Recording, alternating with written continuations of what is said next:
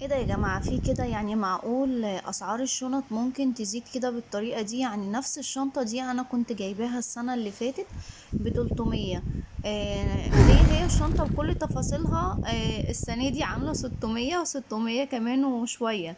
يعني الشنطة زادت الضعف.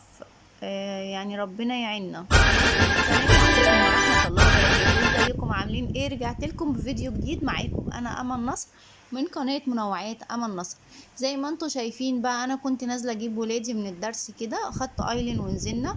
وبعدين قلت ايه بالمرة، انا محتاجة شوية حاجات اعدي على السوق جنبي اجيبهم.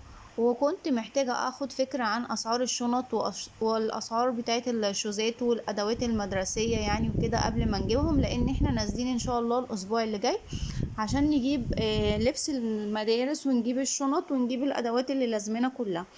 ففي الطريق بقى واحنا ماشيين كده قلت ايه، هعدي على الولاد الاول. بس انا كنت مفهماهم طبعا عشان محدش يشبط يعني في شنطة او في حاجة، ان احنا نازلين بس ناخد فكرة عن الاسعار ويشوفوا هم. يعني كل حد ممكن يبقى محتاج ايه، ممكن كمان ينقوا الحاجة اللي هم عايزينها، بس احنا مش هنجيبها المرة دي. احنا المرة دي نازلين بس ناخد فكرة كده. هما كمان كانوا طالبين مني اللعبة اللي هي لعبة الباتيناج دي. انا هعمل فيديو تاني، في جزء تاني للفيديو اللي انتوا بتتفرجوا عليه دوت. وقلت هروح اشوفها لهم واشوف اسعارها ايه يعني. زي ما انتوا شايفين دخلنا المحل بتاع الالعاب الحلو ده كده، كان فيه العاب كتيرة.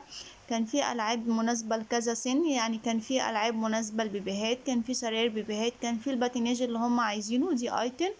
كان فيه العربيات بتاعت اللي هي بتتشحن الكهرباء ديت برضو. شافوا الباتيناج اللي هم كانوا عايزينه وشافوا الالوان. واستنوني الفيديو اللي جاي عشان هوريكم احنا جبنا ايه بالظبط.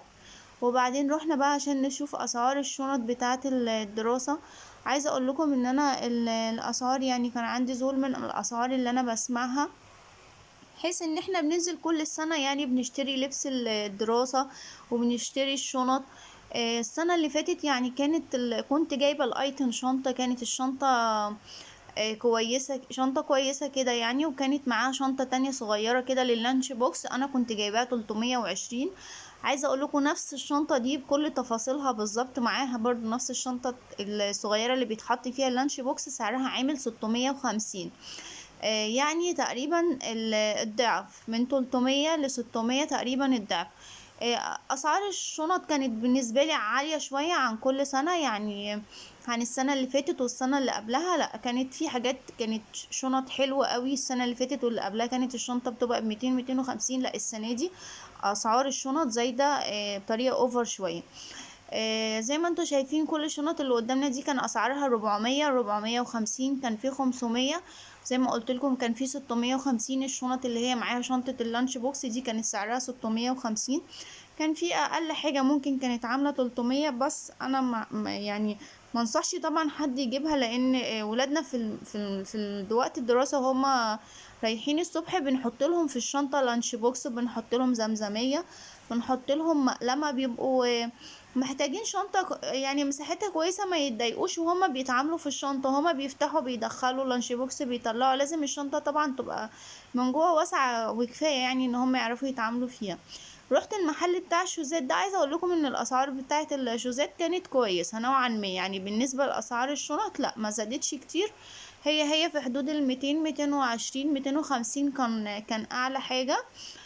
وكانت كمان جودتها كويسة يعني. الشوز كان كويس يعني، يستحمل بقى الشقاوة والتنطيط بتاعة الولاد، متهيأليش يتقطع بسهولة يعني.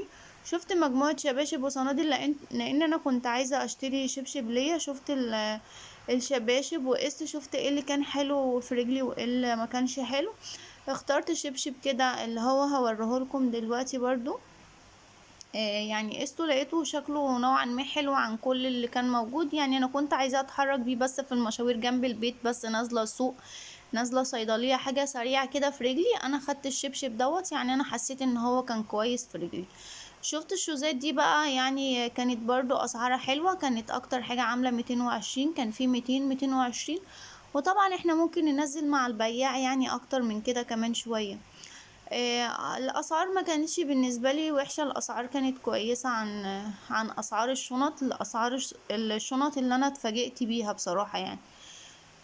زي ما انتم شايفين بقى كان في حاجات كمان عليها اوكازيون، كان سعر الشوز كان عامل 100 جنيه داخل الاوكازيون، بس كان حاجة كويسة برضه. انا كنت شايفة يعني الشوزات دي اللي انتم شايفينها سعرها عامل 100 جنيه، انتم متخيلين؟ على فكرة كانت حاجة يعني الشوز كان حلو قوي كشكل يعني، وموديل ما كانش قديم. شفت بقى المحل بتاع الفساتين السواريهات والبليزرات دي، لان احنا عندنا مناسبة قريب، فشفت لهم كده وشفت الاسعار برضو يعني انا في السوق واخدت فكرة. البليزرات دي كانت عاملة 300، والفساتين السواريهات دي كانت عاملة 250، الصغيرة والكبيرة كانت عاملة 350. وفي المجموعة التانية ديت برضو كانت سعرها عامل 350، يعني دي تلبس ايتم، وهي هتبقى افضل كتير من الايجار طبعا. وكمان ممكن يعني لو عندنا بنت يعني صغيرة واحنا هنجيب لك كبيرة، فبنشيله لما الصغيرة بتكبر، يعني برضو ما بيترميش. زي ما انتوا شايفين بقى البلازرات والبدل دي كان سعرها 350، انا شايفة ان سعرها برضو كويس. رحنا بقى عند العلاف، زي ما انتوا شايفين جبت بقى شوية حاجات كده انا كنت محتاجاها من عند العلاف، وبعدين خدتهم وروحنا. زي ما انتوا شايفين ايلين بقى طبعا مش هتسيبني، شبتت في لعبة طبعا كالعادة بقى. جبت لها اللعبة ديت علشان كانت في الشارع، كانت بتعيط جامد جدا. وده الشبشب بقى اللي انا اخترته معاكم. استنوني بقى فيديو جديد ان شاء الله، التكملة الجاية.